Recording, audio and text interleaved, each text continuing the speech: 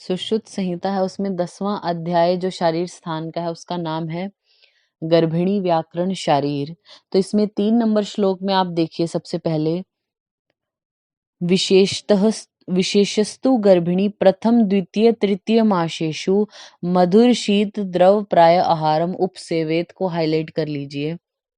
3 number श्लोक है जो उसकी फर्स्ट लाइन में क्या लिखा है कि प्रथम द्वितीय और तृतीय मास में क्या करना चाहिए, जो स्त्री है उसको मधुर शीत द्रव प्राय आहार जो है वो देना चाहिए। तो अब हम इसमें क्या करेंगे, पहले नियम पढ़ेंगे कि जब गर्भिणी है, जैसे हमें पता चल गया कोई फीमेल है जो वो प्रेग्नेंट है, तो मासानुमासिक किस प्रकार से उसको उपचार करना चाहिए, क्या चीज उसको खाने के लिए देनी चाहिए।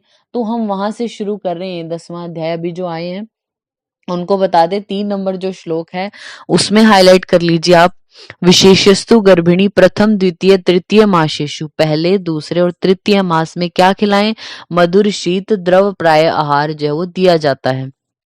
नेक्स्ट आ जाइए आप 4 नंबर जो श्लोक है उसमें चतुर्थे पयो नवनीत संसृष्टम आहार को हाईलाइट कर लीजिए। चौथे मास में क्या दिया जाता है, पयो नवनीत, जो दूध है उससे निकाला हुआ जो मक्खन है वो, प्लस में जांगल मास सहितम हृदयम अन्नम, जांगल मास के साथ हृदय भोजन दो। तो चतुर्थ मास में नवनीत दिया जाता है, मक्खन देते हैं हम। नेक्स्ट बोला है पंचमे क्षीर सर्पी संसृष्टम, जो 5वें महीने है उसमें क्षीर और सर्पी मिला हुआ अन्न देंगे आप। षष्ठे स्वदृष्टा सिद्धम को हाईलाइट कर लीजिए। छठे में स्वदृष्टा यानी गोक्षूर है जो उससे पकाए हुए आहार के लिए बोला गया। षष्ठे स्वदृष्टा सिद्धम सर्पी मात्राम पियेद यवागु, यानी छठे जो मास है उसमें गोक्षूर, स्वदृष्टा बोलते हैं गोक्षूर को, तो गोक्षीर से पकाया हुआ जो घी है या तो वो दो या फिर यवागु है उसका पान कराना चाहिए।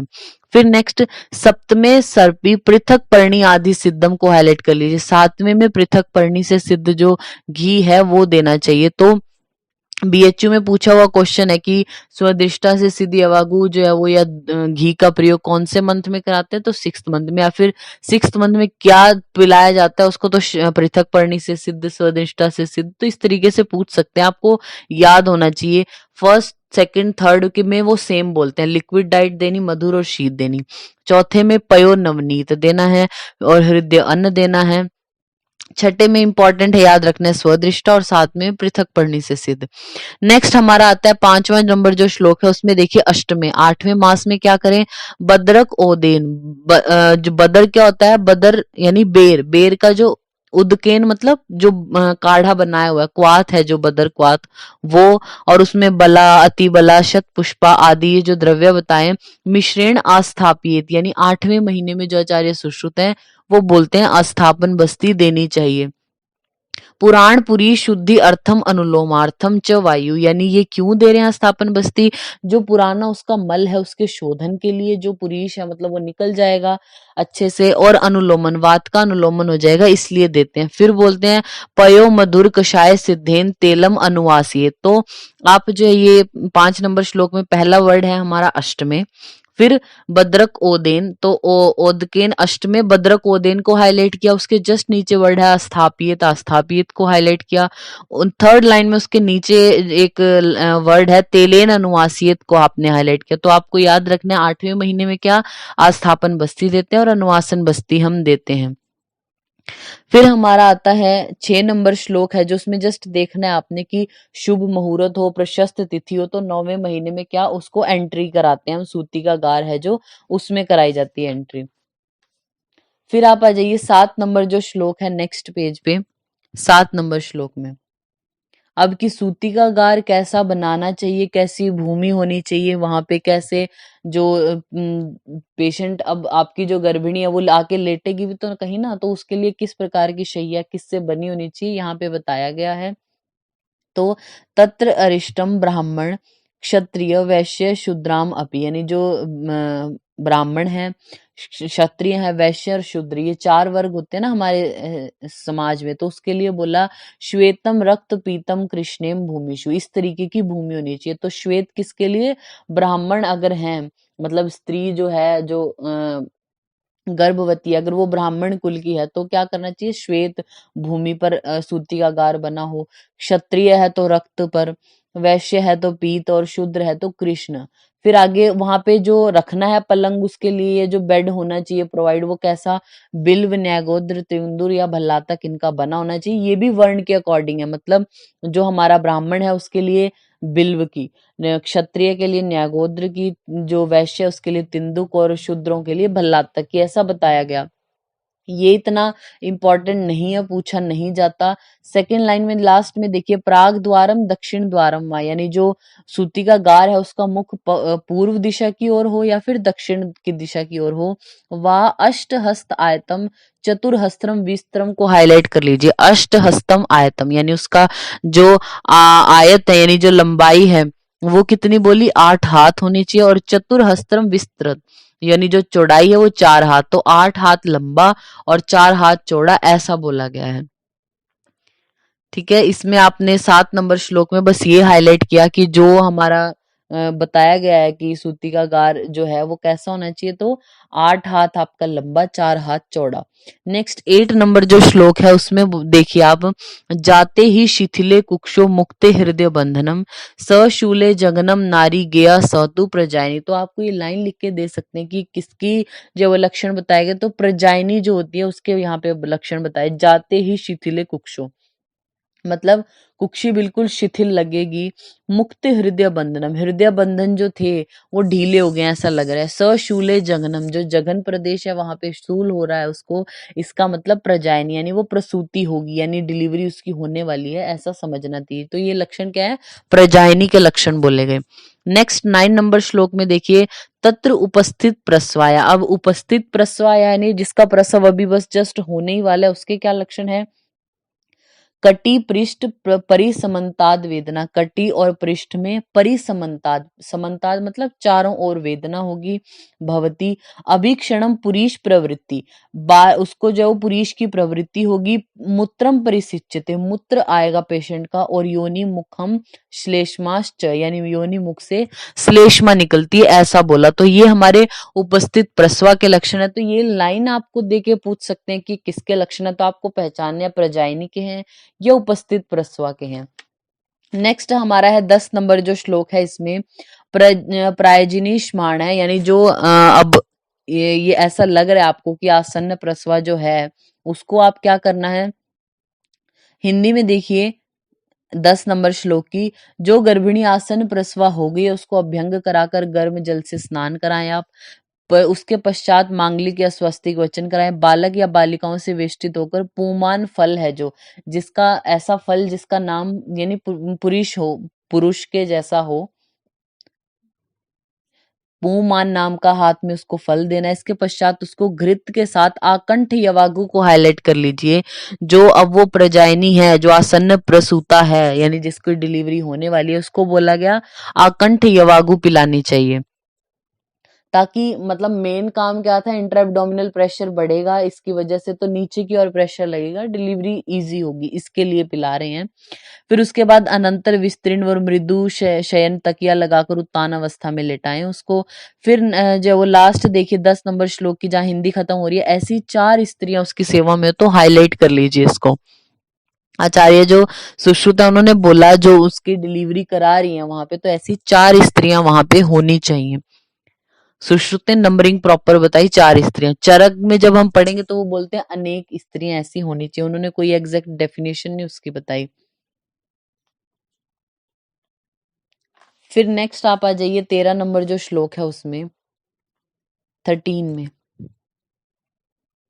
इसमें क्या लिखा है, गर्भ संगे तू योनि धूपिए। तब ये जो पीछे प्रोसीजर भी बता दिया कि प्रवाहन किस प्रकार से करें, कराना चाहिए उसको, तो वो हमें नहीं पढ़ना है। 13 नंबर श्लोक में देखिए, अगर गर्भ संग हो गया है तो क्या करें, योनि में धूपिए, तो धूपन देना है किससे, कृष्ण सर्प निर्मोकेण पिंडितकेन वा को हाईलाइट कर लीजिए। जो कृष्ण सर्प होता है, काला जो सांप है, उसकी जो केंचुल है, कवरिंग जब उतारता है ना सांप, वो या फिर पिंडी तक, इससे योनि जो है वो योनि धूपन उस पेशेंट को देना है।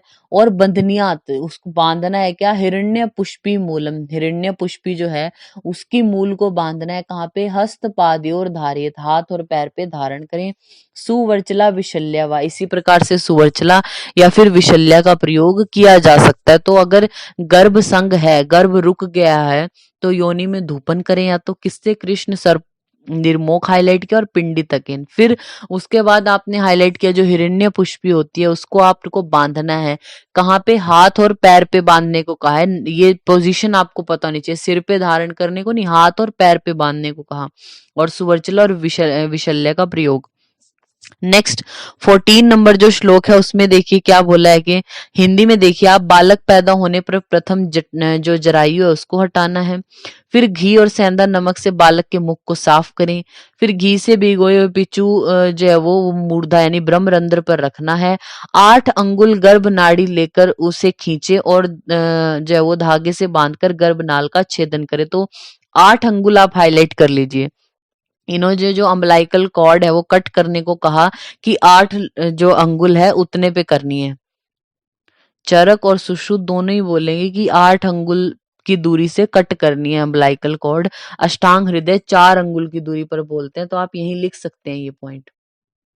अष्टांग हृदय बोलते हैं 4 अंगुल की जो दूरी है वहां से अम्बलाइकल कॉर्ड को कट करना है। और सुश्रुत और चरक बोलते हैं 8 अंगुल, मतलब जो बच्चा है ना उससे 8 अंगुल की दूरी है, ऐसा बोला गया। तो चरक और सुश्रुत 8 और अष्टांग हृदय 4 अंगुल बोलते हैं। आप पेज के टॉप पर लिख लीजिए नवजात शिशु परिचर्या। नवजात शिशु परिचर्या, उसमें एक पहले पॉइंट पर लिखिए उल्वा परिमार्जन। उल्वा परिमार्जन अभी हमने जो पढ़ा ना, ये 14 नंबर और 15 नंबर जो श्लोक है ना, इसमें यहाँ पे बताया हुआ है कि किस, अब बालक पैदा हो गया तो उस बालक की कैसे केयर करनी है, तो नवजात शिशु को क्या परिचर्या करें, तो वो हम आपको पेज के टॉप पर ही लिखवा रहे हैं। तो इन्होंने सबसे पहला काम बोला उल्वा परिमार्जन करने को, जो वर्निक्स कैजियोज है उसको साफ करना है, तो उल्वा परिमार्जन। सेकंड लिखिए मुख विशोधन, इन्होंने बोला कि मुख को सैंधव या सर्पी से शोधन करना है।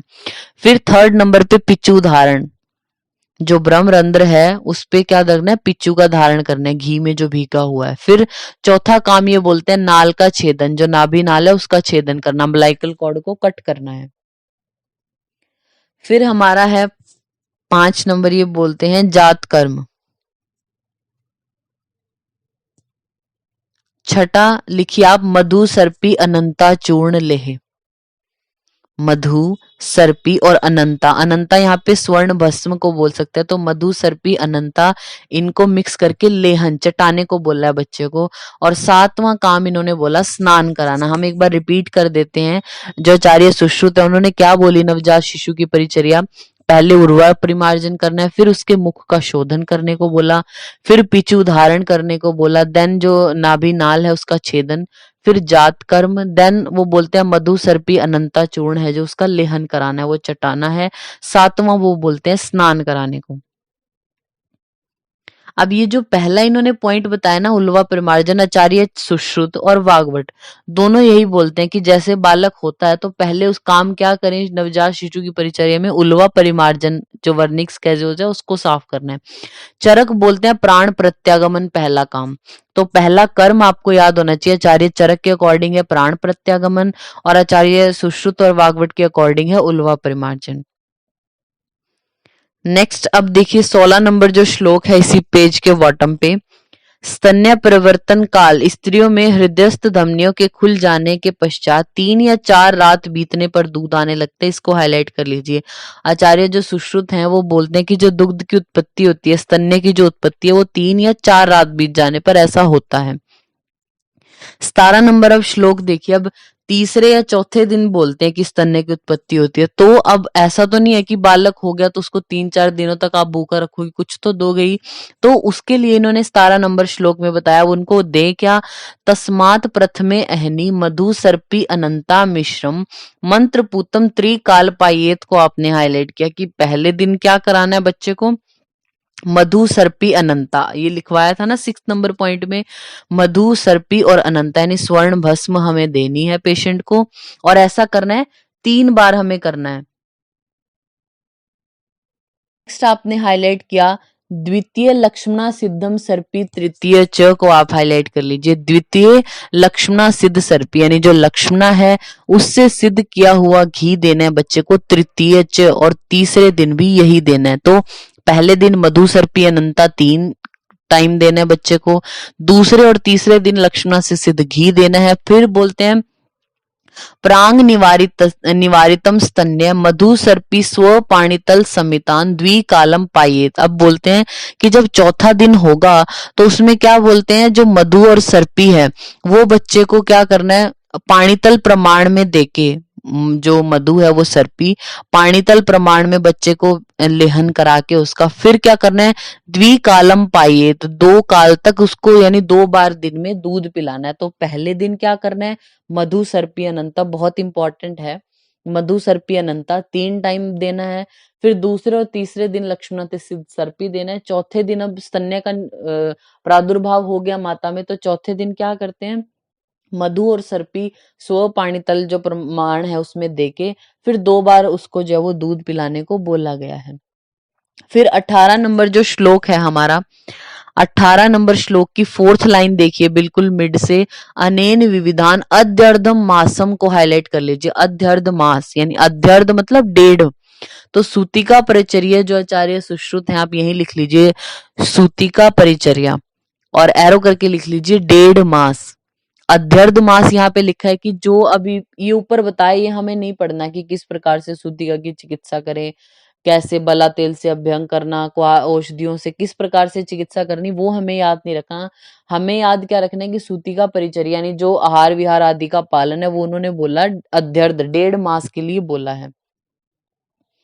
नेक्स्ट हमारा आता है 21 और 22 नंबर जो श्लोक है उसके हिंदी में देखिए, प्रसूता को अगर मिथ्या आचार और अपतर्पण से जो रोग उत्पन्न होते हैं वह यथाक्रम कष्ट साध्य या फिर असाध्य हो जाते हैं। तो प्रसूता जो है डिलीवरी के बाद अगर कोई फीमेल जो पेशेंट है वो मिथ्या आचरण करती है या अपतर्पण लंघन करती है तो जो रोग उत्पन्न होंगे वो कष्ट साध्य होते हैं या फिर असाध्य हो जाते हैं। नेक्स्ट आप आ जाइए 23 नंबर जो श्लोक है उसमें 23 में 104 पेज नंबर पे, यहाँ पे बोला अथ अपरा अपतानी यानी अगर अपरा का पतन ना हुआ तो अनाहा आधमानो कुरुते। आपसे पूछ सकते हैं उचित समय पर अगर अपरा का पतन ना हो तो शुद्धिका को क्या व्याधियां हो जाती हैं, तो अनाहा और आधमान हो जाता है। ये 2 वर्ड आपने हाईलाइट किए, अनाहा और आधमान। बोलते हैं तस्माद कंठम आस्या केस वेष्टित अंगुली प्रसृजित, इसलिए क्या बोलते हैं कि जो प्रसूता है उसके गले में अंगुली है जो उस पे बाल लपेट कर उसके जो वो गले में घुमानी चाहिए, ऐसा करने को बोला। इससे क्या होगा, वॉमिटिंग जैसा उसको होगा, यानी मेन क्या इंट्रा एब्डोमिनल प्रेशर बढ़ाना है ताकि अपरा का पतन हो, ये करना है। अब आप सेकंड लाइन है जो उसमें देखिए लास्ट में, सेकंड लाइन लास्ट में लांगली मूल कलकेन वा स्वपाणितल आलिम्पेत को हाईलाइट कर लीजिए। लांगली मूल यानी अगर अपरा का पतन नहीं है, प्लेसेंटा जो है वो बाहर नहीं आ रहा, रिटेंशन ऑफ प्लेसेंटा हो गया है, तो क्या करें, जो लांगली मूल होती है हमारी, ठीक है, लांगली मूल है जो उसको क्या करना है, हाथ या पैरों के तल प्रदेश पर लेप करने को बोला गया। याद रखना है आपने, लांगली मूल का जो कल्क है उसको पानी या जो पैर तल हैं हाथ के या पैर के तलवों पर आलिम्पेद लेप करने को बोला गया। फिर ये बोलते हैं महावृक्षम क्षीर अनुसेचित यानी जो स्नूही है उसके क्षीर का क्या करना है, जो है वो सेचन उसकी बॉडी पर करना है, जो प्रसूता है उसके। फिर बोलते हैं कुष्ठ लांगली मूल कलकम को हाईलाइट कर लीजिए, कुष्ठ लांगली मूल कलकम व मध्य मूत्रो अंतरेण पायेत, यानी अब जो कुष्ठ है या कलिहारी होती है यानी लांगली है उसकी ही जो जड़ है उसके कल्क को मध्य या गौमूत्र के साथ पिला देना है। देखिए अब तक हमने जो काम किए मतलब कि उसको जो अंगुली है उस पे बाल लपेट कर उसको वॉमिटिंग कराने की कोशिश की, फिर उसके बाद लांगली मूल है जो उसके कल्क को उसके हाथ पैरों पर लगाया, महावृक्ष स्नूही के शीर को उसके ऊपर सेचन के, ये हम एक्सटर्नली यूज कर रहे थे, इंटरनली कुछ नहीं दिया था। लेकिन जो ये कुष्ठ और लांगली मूल का कल्क है ये आपने हाईलाइट किया, ये उसको इंटरनल यूज कराना है मध्य या फिर मूत्र के साथ। नेक्स्ट हमारा आता है इसमें जो 5th लाइन है श्लोक की इसी की, लास्ट देखिए, सिद्धार्थकम तेल उत्तर बस्ती दध्याद, अगर इन औषधियों से भी कोई जो है वो ट्रीटमेंट ऐसे ना हो तो बोलते हैं सिद्धार्थक जो हमारा तेल है, यानी इन चीजों से सिद्ध किया हुआ जो तेल है उससे क्या देना है, उत्तर बस्ती पेशेंट को देनी है।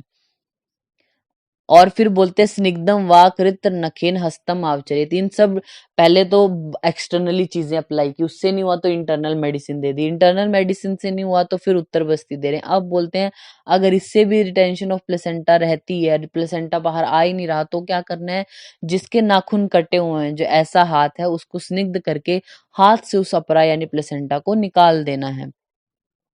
नेक्स्ट हमारा यानी 23 नंबर श्लोक में आपने अनाहा और आधमान को हाईलाइट किया, फिर लांगली मूल कल्क को पाणिपाद तल पे लेपन करना है, ये हाईलाइट किया, फिर कुष्ठ और लांगली का इंटरनल यूज करते हैं ये, देन उत्तर बस्ती हम देते हैं, ये हाईलाइट किया आपने। 24 नंबर श्लोक है जो उसकी सेकंड लाइन में बिल्कुल मिड में देखिए, ग्रंथिम करोति ततश्च नाभि बस्ती उदर शूलानी भवंती को हाईलाइट कर लीजिए, नाभि बस्ती और उदर में शूल होता है, ये आपने इतना हाईलाइट किया। उसके बाद जस्ट पढ़ना है सूची भिरेव निस्तुद्यते, सूची से जैसे चुभा रहा है कोई ऐसी वेदना, भेदन के समान वेदना, दीर्यते इव च पक्वाशय, जैसे पक्वाशय फट रहा हो ऐसी वेदना होती है। नेक्स्ट ये बोलते हैं समन्ताद आदमहान उदरे मूत्र संग भवंती मक्कल लक्षणम, तो ये मक्कल रोग है जो उसके लक्षण बोले गए हैं। मक्कल है जो व्याधि उसके लक्षण बोले, तो आपने मक्कल रोग के जो लक्षण है वो हेडिंग हाईलाइट की, और उसके बाद नाभि बस्ती उदर शूलानी भवंती ये हाईलाइट किया। फिर हमारा 25 नंबर जो श्लोक है इसमें देखिए, हिंदी में ही देख लीजिए, मक्कल रोग की चिकित्सा में बोलते हैं कि वीर तरवादी जो गण है उससे सिद्ध किए हुए जल में ऊषक आदि गण का प्रक्षेप देकर, इसको हमने हाईलाइट नहीं किया, जस्ट ऐसे ही पढ़ा है। फिर हमारा आता है 27 नंबर जो श्लोक है उस पे देखिए आप, 27, उसमें बोलते हैं ततो दशमे अहनी, यानी दशमे अहनी मात्रो पित्रो, यानी जो माता पिता है, हिंदी में ही देख लीजिए हेडिंग है नामकरण, तो जो बच्चा है वो हो गया अब, तो उसका नामकरण नाम कब रखते हैं, तो 10वें दिन बोला आचार्य जो सुश्रुत है उन्होंने बोला 10वें दिन माता पिता मांगलोत्सव या स्वस्तिक वचन करके अभिष्ट या नक्षत्र के अकॉर्डिंग नामकरण उसका करना चाहिए। फिर 28 नंबर जो श्लोक है उसमें बताया गया कि धात्री कैसे नियुक्त करते हैं, यानी जो क्या करती थी, जो बालक है उसका ध्यान रख रही है, उसको दूध पिला रही है, उसको बोलते थे माता के अलावा जो उसकी खुद की मदर है वो भी हो सकती है, कोई और भी हो सकती है, अगर माता को जैसे दुग्ध स्तन्य की उत्पत्ति नहीं होती तो कोई और पिलाता था ना ऐसे, तो उसको धात्री बोलते हैं। तो धात्री कैसे नियुक्त करें, आचार्य जो सुश्रुत हैं वो क्या बोलते हैं, ततो यथा वर्णम, उसी वर्ण की होनी चाहिए, मतलब अगर ब्राह्मण है तो ब्राह्मण ही हो, क्षत्रिय है तो क्षत्रिय, वर्ण सेम हो, धात्रिम उपयोदान मध्य प्रमाण, मध्यम प्रमाण की होनी चाहिए, उसकी एज मीडियम हो, फिर बोलते हैं मध्य वय की हो। फिर आगे हमें ये नहीं पढ़ना, 28 नंबर जो श्लोक है ना जहाँ पे लिखा है 28, उसकी सबसे लास्ट लाइन देखिए, यहाँ पे अब ये गुण बता दिए कुछ धात्री, आपको ये याद रखना है, मध्य शरीर वाली और मध्यम वय वाली इन्होंने नियुक्त करने को बोली, और जिसका खुद का बच्चा जीवित हो, जीवित वत्सा दोद्री हो। फिर बोलते हैं तत्र ऊर्ध स्तनी, ऊर्ध स्तन वाली नहीं होनी चाहिए, क्यों, करालम कुरियात, अगर ऊर्ध स्तनी हुई तो क्या करेगी, कराल मुख हो जाएगा बच्चे का। लंब स्तनी नासा मुख छादित्वा मरणम आप्यद, अगर लंब स्तनी हुई तो बच्चे के नासा और मुख को क्या करेगी, ढक लेंगे उसके स्तन, और मरण मतलब मृत्यु हो जाएगी बच्चे की, तो इंपॉर्टेंट है ये। ऊर्ध स्तनी होगी तो क्या होगा, कराल हो जाएंगे, और लंब स्तनी हुई तो नासा और मुख को छादित्वा मरणमापन्यते। नेक्स्ट हमारा आता है 29 नंबर जो श्लोक है, इसकी हिंदी देखिए आप, दुग्ध पान की विधि, अच्छे मुहूर्त में बालक को सिर से स्नान करा के नए वस्त्र पहनाकर उत्तर की ओर मुख करके बिठाना है, दाई को पूर्व की ओर मुख करके बैठना है, और जो वो दक्षिण जो स्तन है उसको पहली बार जो वो पान कराना है बच्चे को। नेक्स्ट आ जाइए आप, 35 नंबर जो श्लोक है इसमें देखिए दुग्ध की परीक्षा यहाँ पे बताई, धात्री का दुग्ध जल में छोड़कर परीक्षा करनी चाहिए, यह दूध यदि ठंडा स्वच्छ पतला सफेद और जल में छोड़ने पर उसमें घुलने वाला, ये हाईलाइट कर लीजिए।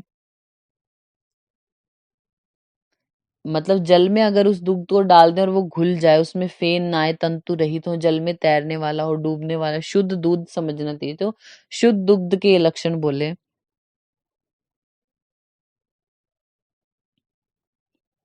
नेक्स्ट आप आ जाइए 42 नंबर जो श्लोक है, ये जो बालक हैं उनको विकारों में किस प्रकार की औषध देनी चाहिए, तो उसके अकॉर्डिंग बोला। इसमें देखिए, तेषु यथा अभिहतम मृदु छेदनीय औषधम मात्रा, यानी ये बोलते हैं जो बालक हैं उनमें विकार अगर हो गए तो रोगों के अकॉर्डिंग मृदु औषधियां देते हैं, कफ और मेद को नष्ट करने वाली औषधियां उनको देनी चाहिए। तो क्षीरपस्य क्षीर सर्पिषी, जो क्षीरप होता है बच्चा, उसको क्षीर सर्पिषी, दूध होता है जो, उसके साथ या घी के साथ देनी चाहिए। फिर धात्र्याश्च केवलम, या फिर उसकी धात्री को ही दो। जैसे अगर क्षीरप बालक है, सिर्फ दूध पर ही आश्रित है अपनी माता के, तो या तो उसकी माता को ही औषध दे दो, बच्चे को दो ही ना। और अगर कोई ऐसी कंडीशन हो भी गई कि देनी पड़ेगी, तो उसको दूध या घी के साथ मात्रा पूर्वक देनी चाहिए। फिर बोलते हैं क्षीर अन्नादस्य आत्मानी धात्र्यानिश्च पूर्वतः, यानी जो क्षीर अन्नाद है, जो माँ का दूध भी पी रहा है और थोड़ा अन्न भी खाने लग गया, तो उसको या तो स्वयं दो या धात्रिश्च पूर्वत, और धात्री को भी देनी चाहिए। तो बच्चे को भी देनी है और धात्री को भी। अन्ननादस्य कषाय आदि नाम अन्यत्वेन न धात्रेया, अन्न आदि जो खा रहा है, अब अन्न खा रहा है बच्चा, दूध नहीं पी रहा माता का, तो क्या करना है, उस बालक को कषाय आदि औषधियां कैसे भी आप दे सकते हो, लेकिन माता को नहीं देनी अब उसकी। 43 है जो, इसमें आप देखिए इंपॉर्टेंट है 43 नंबर जो श्लोक है उसमें, तत्र मासाद ऊर्ध्वम क्षीर पाए, यानी जो स्तनपान जो करता है क्षीरप बालक जो है, वो 1 मास से ऊपर वाला हो गया, तो अंगुली पर्वद्वय को हाईलाइट कर लीजिए। अंगुली पर्वद्वय, अंगुली पर्व द्वय है, जो हमारे अंगुली के 2 पर्व है ना, इतनी मात्रा में उसको औषध देनी चाहिए। फिर कोल अस्थि संमिता कल्क मात्रम को हाईलाइट कर लीजिए। क्षीर अन्नाद, जो क्षीर अन्नाद है उसको कोल अस्थि, यानी कोल क्या होता है, बेर, बेर की गुठली के बराबर मात्रा में देना चाहिए। नेक्स्ट, कोल सम्मितम अन्नादाय, जो अन्नाद है उसको कोल सम्मितम। तो ये 3 पॉइंट है, आपको याद रखने हैं। अगर आपका बालक जो, वो 3 कंडीशन होती है, तो क्षीरप, क्षीर अन्नाद और अन्नाद। तो जो क्षीरप है सबसे छोटा, उसको ऐसा नहीं कि पैदा होते ही ऐसे आप ड्रग्स देने शुरू कर दो उसको, दो औषधियां दो, ऐसा नहीं बोला। मास ऊर्ध्वम, 1 मास से ज्यादा हो गया लेकिन क्षीरप बालक है, तो अंगुली पर्वद्वय इतनी मात्रा में दो। अगर क्षीर अन्नाद है तो कोलास्थि मात्र दो, और अगर अन्नाद है तो कोल मात्र, यानी बेर के बराबर उसको जो औषध देनी चाहिए। नेक्स्ट हमारा आता है 47 नंबर जो श्लोक है, 47, 47 की हिंदी देखिए, तालुपात की चिकित्सा, मस्तुलुंग के क्षय के कारण वायु तालवस्ती को दबा देती है। तो आपसे पूछ सकते हैं, आप यही चाहे तो एक पॉइंट लिख लीजिए कि आपको ये पढ़ना नहीं पड़ेगा। तालुपात या फिर मस्तुलुंग क्षय में वात दोष होता है। तालुपात या फिर मस्तुलुंग क्षय है जो, उसमें वात दोष होता है। फिर अब यहाँ पे 48 और 49 नंबर जो श्लोक है उसमें बताया, वातेन अधमापिता नाभि सरुजाम तुंडी संगीता, यानी जब वायु है, वायु की वजह से आधमान फूल जाती है नाभि, उसको बोलते हैं तुंडी संगीता, वेदना उस पेशेंट को होती है। तो आपसे पूछेंगे तुंडी है जो, तुंडी नाभि में दोष क्या है, तो वात हाईलाइट कर लीजिए आप, वात, और इधर तुंडी नाभि आपने हाईलाइट किया। तो मारुतग्ने प्रश्मेन स्नेह स्वेदो उपनाहने, यानी स्नेहन स्वेदन उपनाह देने, वात नाशक, वो भी तो ठीक हो जाएगी। फिर बोला गुद पाके तु बाला नाम, अगर बच्चों में गुद पाक हो गया। पित्तग्नि कार्यत क्रियाम को हाईलाइट किया आपने, पित्तग्न चिकित्सा करनी, और रसांजन विशेषण पान लेपनियो हितम को हाईलाइट किया। ड्रग पूछे आपसे कि गुद पाक में सर्वश्रेष्ठ औषध रसांजन को बोलते हैं, आचार्य जो सुश्रुत है उन्होंने बोला कि पान या लेपन के लिए रसांजन का प्रयोग करें। वैसे सारे जो ट्रीटमेंट है वो पित्तग्न चिकित्सा उसको करनी, यानी पित्त का नाश करने वाली चिकित्सा करें, और तुंडी में हमें वात नाशक ट्रीटमेंट करना है। फिर हमारा आता है, देखिए आप 53 नंबर जो श्लोक है उसमें देखिए 53 में, क्षीर सात्म्यता क्षीरम आजम गव्यम अथापि च, इसको आपने हाईलाइट किया, आजम और गव्य को, यानी अगर स्त्री दुग्ध ना मिले, ठीक है, मतलब माता में स्तन्य की उत्पत्ति नहीं हो रही, धात्री भी कोई अवेलेबल नहीं है, तो क्या करें, बच्चे को तो दूध पिलाना ही है ना, तो क्या करना चाहिए, तो उसको बालकों को दुग्ध साम्य जानकर बकरी या फिर गाय इनका दूध पिलाना चाहिए, तो बकरी का दूध दे सकते हैं या फिर गाय का दूध दे सकते हैं अगर माता में जो है वो स्तन्य की उत्पत्ति नहीं होती। अगर आपसे पूछा जाए जो मातृ स्तन्य उसके अभाव में किसका दुग्ध प्रयोग किया जाए, दो दो ऑप्शन में है आपके पास, तो अजा और गव्य दोनों को टिक करना है। लेकिन अगर आपको सिंगल सिंगल चॉइस आए कि अजा है, गो दुग्ध है या कोई और सिंगल में आया है, आपके पास कोई ऑप्शन ही नहीं बता, तो अजा क्षीर को ज्यादा प्रेफरेंस दी जाएगी, अजा क्षीर आप वहां टिक करेंगे, ठीक है, अगर सिंगल सिंगल टिक करने को हुआ। सपोज अजा ऑप्शन में नहीं है तो आप गव्य कर सकते हैं, दोनों हो तो दोनों मोर करेक्ट होगा, दोनों ही करते हैं अजा और गव्य दोनों, लेकिन सिंगल जब चूज करना तो अजा क्षीर को आप पहले करेंगे। नेक्स्ट है हमारा 54 नंबर जो श्लोक है उसमें क्षण मासात, ये बोलते हैं अन्नप्राशन कब कराना चाहिए, तो क्षण मासात को आपने हाईलाइट किया, 6 महीने के बाद बालकों को लघु और हितकर अन्न देना चाहिए, तो आचार्य सुश्रुत और वाग्वट यही लिख लीजिए, आचार्य सुश्रुत और वाग्वट बोलते हैं 10 मास पे अन्नप्राशन, सुश्रुत और वाग्वट दोनों बोलते हैं कि 10 मास पे अन्नप्राशन कराना चाहिए। फिर आप यही लिख लीजिए काश्यप, काश्यप बोलते हैं 6 मास पे फलप्राशन और 10वें मास पे अन्नप्राशन करना, 6 मास पे फलप्राशन और 10वें पे अन्नप्राशन काश्यप बोलते हैं।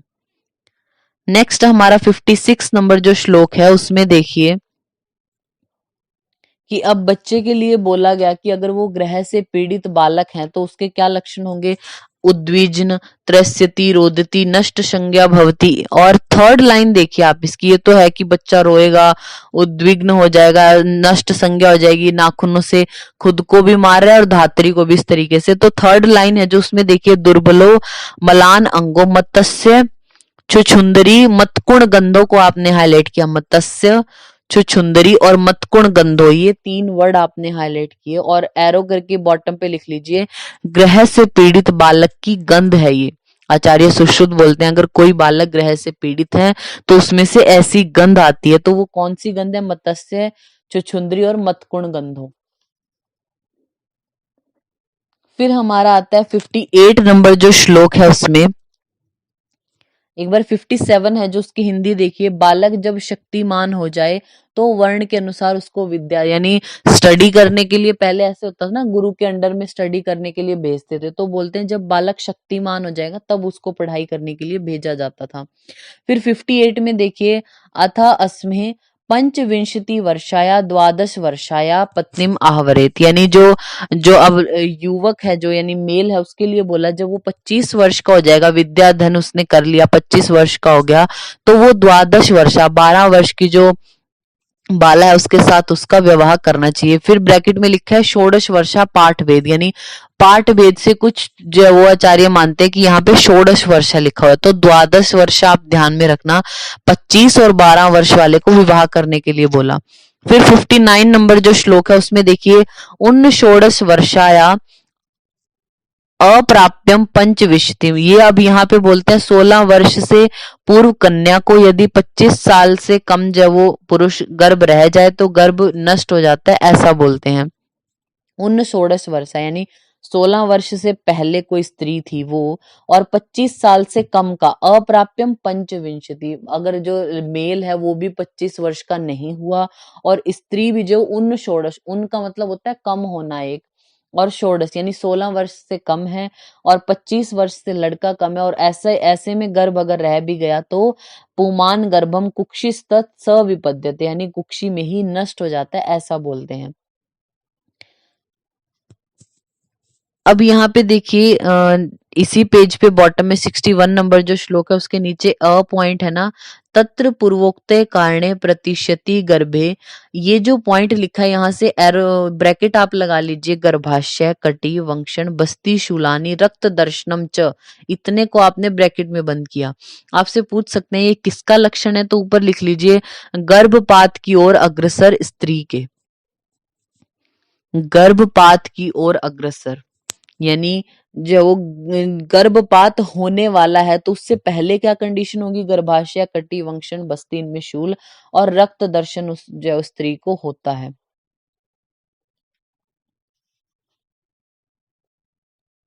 नेक्स्ट हमारा आता है इसमें, ये जो राइट पेज है हमारा 111 पे, इसमें ए पॉइंट देखिए आप, ए पॉइंट में व्यवस्थित च गर्भ है, यानी गर्भ व्यवस्थित हो तो क्या करे, गवेन गवेन उदुम्बर शलाटू सिद्धेन पयसा बजेत, यानी जो गूलर के शलाटू होते हैं मतलब कोमल फल हैं, उनसे सिद्ध किया हुआ जो गोदुग्ध उससे पेशेंट को भोजन कराना है।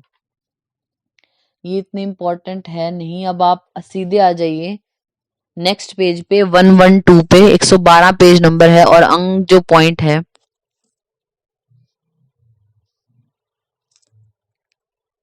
क जो पॉइंट है उससे ऊपर है ना, वाताभिपन्नम एव शुष्के गर्भ है, यानी अगर क्या है, वाताभिपन्न है जो, यानी वात से आक्रांत है गर्भ और सूख गया तो स मातु कुक्षी न पूर्यति मंद स्पंदते च को हाईलाइट किया आपने, स मातु कुक्षी न पूर्यति ये हाईलाइट किया, मंद स्पंदते च आपको ये लाइन लिख के देंगे, माता की जो कुक्षी है उसको पूरित नहीं करता, ठीक है, यानी सूख गया है, और मंद स्पंदते च मंद स्पंदन होता है। आपसे पूछेंगे किसका लक्षण है तो आप यही लिख लीजिए, वाताभिपन्न गर्भ का लक्षण। वाताभिपन्न मतलब जो वात है उससे अभिपन्न, उससे आक्रांत अगर गर्भ है तो उसके ये लक्षण बोले गए हैं।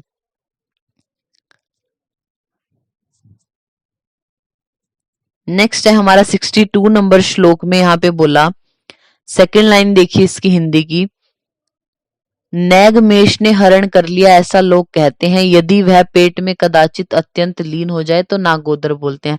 62 नंबर जो श्लोक है उसकी सेकेंड लाइन में देखिए, प्रलीय मानम नागोदरम इत्य आहु, यानी कुछ लोग बोलते हैं नागोदर यानी नैगमेष ने हरण कर लिया ऐसे बालक का, ये बोलते हैं। तत्रापि लीनवत प्रतिकार है, और उसके ट्रीटमेंट लीन जो होता है उसके अकॉर्डिंग कर लेनी चाहिए। ये हम आगे जो है वो पढ़ेंगे कि लीन गर्भ जो है वो कैसा है, ये हम चरक संहिता में भी पढ़ेंगे तो वहां क्लियर हो जाएगा आपको। 63 नंबर जो श्लोक है, अब यहाँ से क्या बोलते हैं कि गर्भस्राव ना हो, जो आपकी स्त्री है जो प्रेग्नेंट है उसको गर्भस्राव ना हो तो जो हर महीने जो है उसको कुछ ना कुछ ऐसी ड्रग्स देनी चाहिए। तो 63 टू 68 नंबर श्लोक में ये बताए गए हैं कौन सी है, तो 63 है सबसे पहले, मधुकम शाक बीजम को आपने हाईलाइट किया, मधुक यानी मुलेठी, और शाक है जो सांगोन जो होता है सांगवान, उसके जो वो बीज का प्रयोग, तो पहले वर्ड आपको याद रखने हैं मधुकम और शाक बीज, तो ये पहले मास में देते हैं।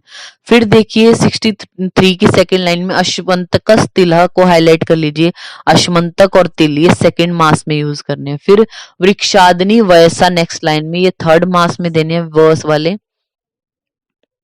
वृक्षादनी और वयस्सा। फिर सेकेंड लाइन में अनंता सारिवा को आपने हाईलाइट किया, ये चौथे मास में देते हैं अनंता और सारिवा। फिर हमारा आता है पांचवें में बोलते हैं बृहत्यो काश्मरी, नेक्स्ट है हमारा सिक्स्थ में कृष्ण परिणी बला, और सेवंथ है जो यहाँ श्रृंगाटकम बिस द्राक्षा कशेरु मधु सीता, ये जो लाइन लिखी है ना बीच में 65 के नीचे अकेली लाइन है, उसको आप पूरी को हाईलाइट कर लीजिए, यानी सातवें जो मास है उसमें श्रृंगाटक बिस द्राक्षा कशेरु मधु सीता इनको यूज करने के लिए देना है। 67 नंबर जो श्लोक है उसमें देखिए कपिथ्य वृहति बिल्व, ये 8th मंथ में प्रयोग करने हैं, और 9th में इससे नीचे 9 में मधुका नंता पयस्या इनको।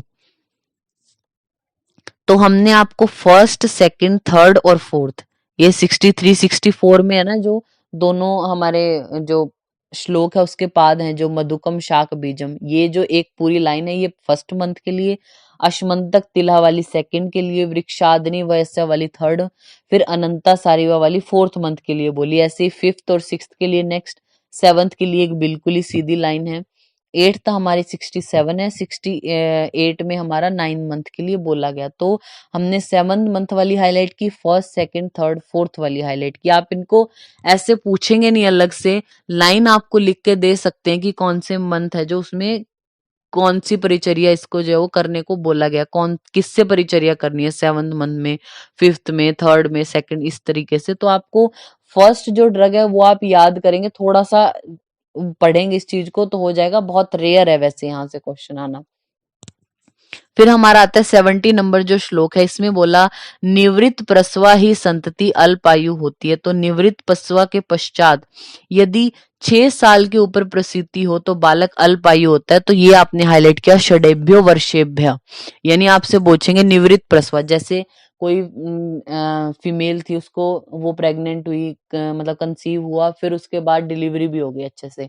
अब जो फर्स्ट बेबी है उसके होने के बाद 6 साल बाद अगर उसको जो है वो कोई प्रसूति होती है तो उस बालक को अल्पायु बोला। तो षडेभ्य वर्षेभ्यो आपने याद रखना है। फिर 74 नंबर जो हमारा श्लोक है उसमें देखिए, चत्वारो अभिहिता प्रायशः श्लोक अर्धेषु चतुर्षि कुमाराणाम वपु मेधा बल वृद्धि बुद्धि वर्धना नाम। हिंदी देखिए इसकी, ये 4 प्राश 4 अर्ध श्लोकों में बताए, मतलब बालक के लेहन के लिए कुछ ड्रग्स बताई हैं यहाँ पे, कि जैसे ये लिखा है ना स्वर्ण जो भस्म है, सुगंध, मधु, घृत, वचा, ये आपने या नाम याद नहीं करने हैं, बस ये याद रखिए कि 4 प्राश बताए हैं, जो लेहन के लिए जो कॉम्बिनेशंस बताए वो 4 हैं। इनसे होगा क्या, हाईलाइट कर लीजिए, ये बालक के वपु यानी शरीर, मेधा यानी स्मरण शक्ति, बल और बुद्धि को बढ़ाने वाले। तो वपु, मेधा, बल, बुद्धि, वर्धना नाम, ये 4 प्राश बताए गए हैं। तो ये हमारा जो शारीर स्थान है इसका 10 चैप्टर कंप्लीट होता है।